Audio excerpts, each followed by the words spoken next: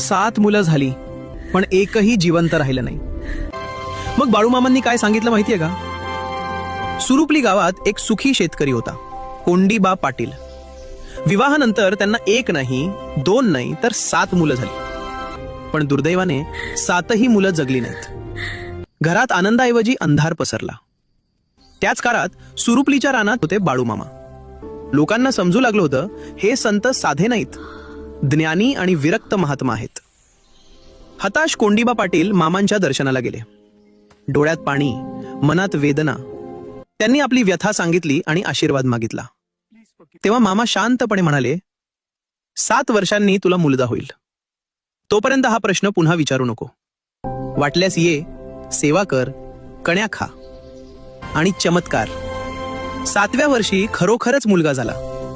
त्याचं नाव मुद्दाम ठेवलं भिकाजी. कारण गावात अशी प्रथा होती, नवसाने झालेल्या मुलांना साधं, अगदी क्षुल्लक नाव ठेवायचं, जेणेकरून दृष्ट लागू नये.